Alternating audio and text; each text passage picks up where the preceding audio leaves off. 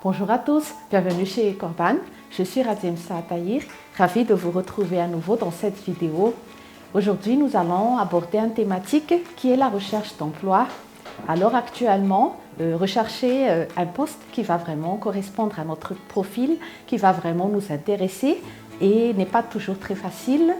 Ça représente un vrai challenge et qu'il faut être optimiste, il faut persévérer et que surtout, il faut très bien se préparer. Sans plus attendre, voici les astuces et les conseils. Premièrement, il faut penser à mettre à jour nos compétences. On va tout de suite prendre un exemple concret.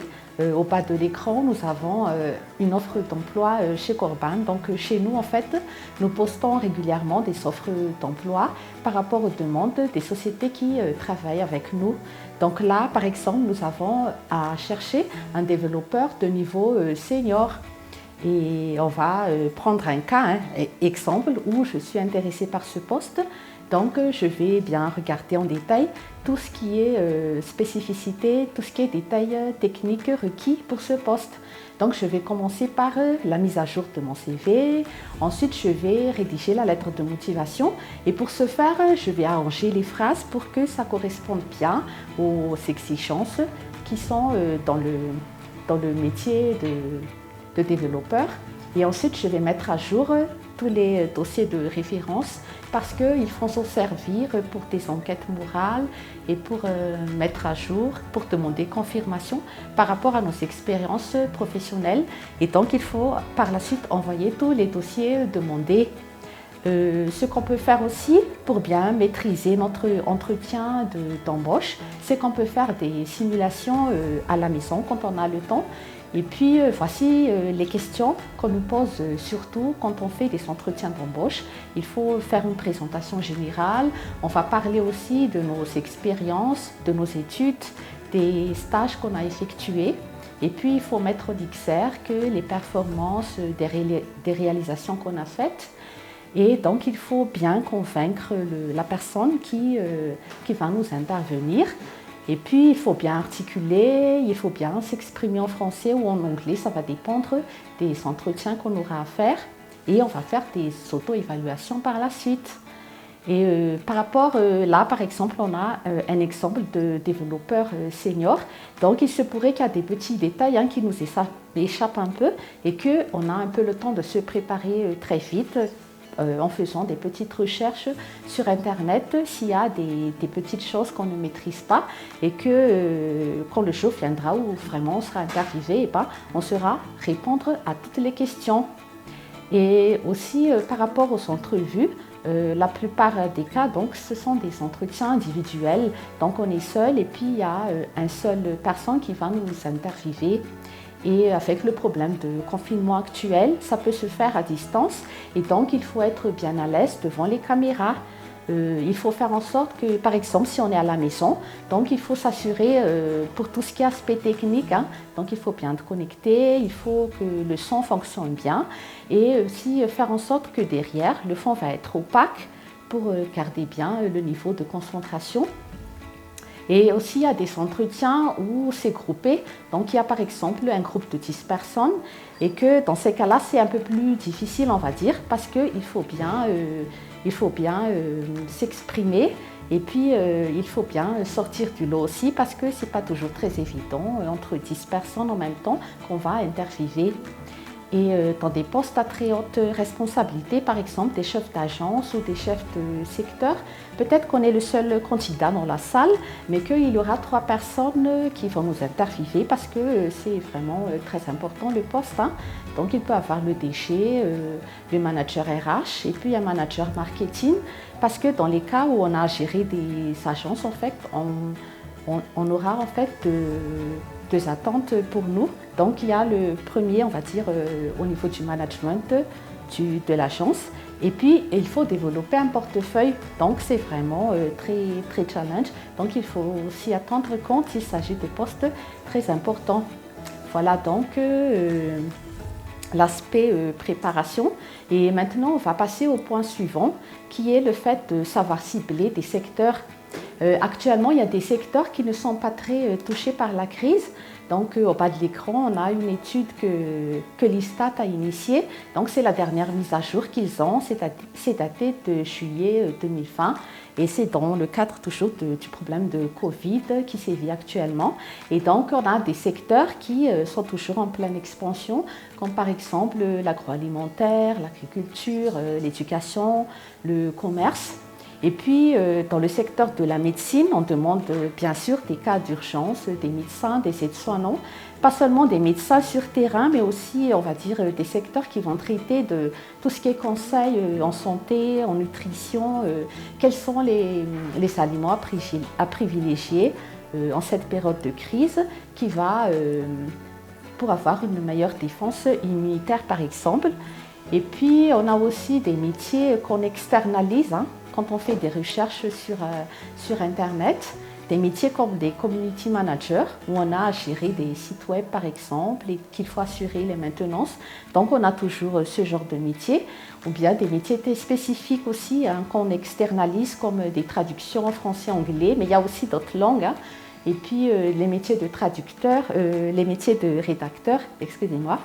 Et puis, on a aussi toujours des personnes dans le domaine informatique qui vont maintenir tout le temps les réseaux. Donc, on se pose la question justement parce que, par exemple, pour la rédaction, on n'a pas de formation très spécifique parce qu'il y a des thèmes, il y a beaucoup de thèmes qu'on traite. Et puis, il y a des chartes qu'on doit respecter, il y a des mots-clés qu'on doit insérer dessus et qu'on n'a pas de formation très spécifique, mais que justement, il faut profiter un peu par exemple, le week-end, on est confiné à la maison et il faut essayer, par exemple, d'avoir des connexions Internet et puis de faire des formations en ligne parce qu'il existe des formations en ligne qui ne sont pas payantes et qui sont certifiantes. Donc il faut essayer de voir si on peut former là-dessus. Et aussi par rapport aux recherches de métiers, donc il y a les journaux, il faut toujours faire aussi des lectures parce qu'il y a des cas où on nous demande de faire des tests de culture générale et puis il y a aussi des tests de personnalité, des tests où on a à résoudre des cas. Donc ça dépend des postes où on va postuler. Donc il faut toujours faire des recherches, il faut toujours se documenter. Et puis il y a également des sites internet, des grandes entreprises qui proposent tout le temps des postes, on va dire vraiment régulièrement, surtout dans le secteur télécommunications et téléphonie. Et puis il faut essayer de voir. Et puis il y a aussi des groupements professionnels qui mettent à jour aussi des offres d'emploi, donc il faut chercher dessus. Maintenant, on va passer au point suivant, qui est le réseautage, et puis travailler un peu aussi sur notre visibilité. Donc, je vous conseille de vous inscrire sur Facebook, Twitter et surtout LinkedIn. Donc, LinkedIn, on a des professionnels, mais on a aussi des étudiants et des personnes qui sont encore en stage. Donc, il faut penser à être sur LinkedIn. Vous pouvez être connecté avec des amis, des personnes qui partagent les centres d'intérêt comme vous, dans le même secteur que vous, des encadreurs professionnels que vous avez, des encadreurs pédagogiques, des personnes qui ont suivi, on va dire, la même formation que vous avez suivie dans les études. Et puis, essayer d'interagir dans des groupes de discussion, poser des questions pertinentes, faire des commentaires, faire des posts qui sont intéressants. Et l'objectif, en fait, c'est qu'il se pourrait que ces encadreurs ou ces personnes qui vous ont connus quand vous avez fait des stages, ils vont vous recommander plus tard pour des postes qui vont vous intéresser. Donc, il faut toujours être présent, il faut toujours interagir dans des groupes qui vous intéressent. On va passer au point suivant. On va parler des compétences. Donc, il y a quelques expressions comme soft skills ou technical skills. En fait, ce sont des compétences techniques, des compétences comportementales qu'on doit avoir. Donc, on ne va pas attendre qu'on est vraiment recruté, mais même dès qu'on est en stage, il faut savoir s'intégrer dans des groupes, contacter les personnes, poser des questions qui sont percutantes. Et il faut aussi être dynamique aussi quand on fait des discussions ou des réunions. Et par exemple, hein, si on est par exemple stagiaire, si on est recruté en stage, hein, par exemple, on est au test de vente dans des salons internationaux par exemple, on ne va pas se contenter de distribuer seulement les flyers, mais on va essayer de bien quantifier, qualifier ce qu'on fait. Par exemple, j'ai pu distribuer 100 flyers. Parmi les 100 flyers, j'ai pu recueillir 15 questionnaires très intéressantes. J'ai pu recueillir également 12 cartes de visite par exemple, et que par la suite, j'ai demandé des suites par rapport aux commerciaux et ils m'ont vraiment dit qu'ils ont pu obtenir 2 contrats par exemple, hein, très intéressants suite à la foire.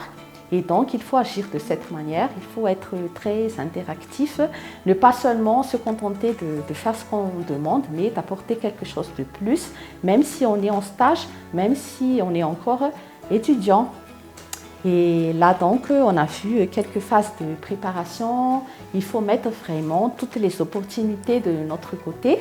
Et en guise de résumé, on va dire, pour récapituler un peu, on va voir au bas de l'écran, donc, comment on va se préparer réellement.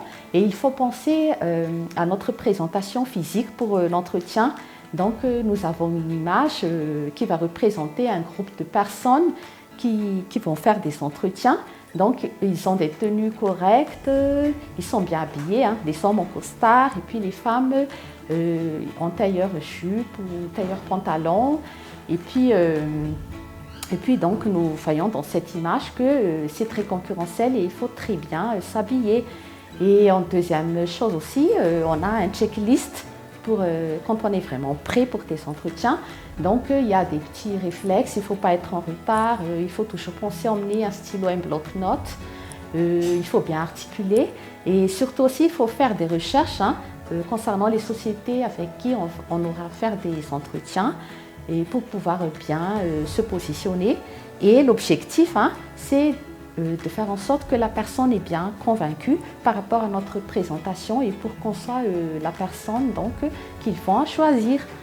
Voilà donc généralement, je pense qu'on a pu élaborer tous les points qui sont importants. Et puis, il faut voir aussi où est-ce qu'on peut faire des formations si nécessaire. On a, avec l'avancée technologique, on peut faire des simulations personnelles à la maison avec notre appareil photo où il y a des options caméra. Et donc, nous vous remercions de votre attention. Et puis, nous tenons aussi pour des surplus d'informations, donc chez nous, Corpan, on publie régulièrement des offres d'emploi. Nous proposons aussi des offres de formation, des coachings personnalisés, coaching pour entreprises ou personnel. Et nous pouvons aussi vous donner donc, des coachings si vous avez à faire des entretiens. Donc, nous pouvons vous aider dans des CV, lettres de motivation, comment bien se comporter donc pour des entrevues en français ou en anglais. Et n'hésitez pas si vous avez des besoins.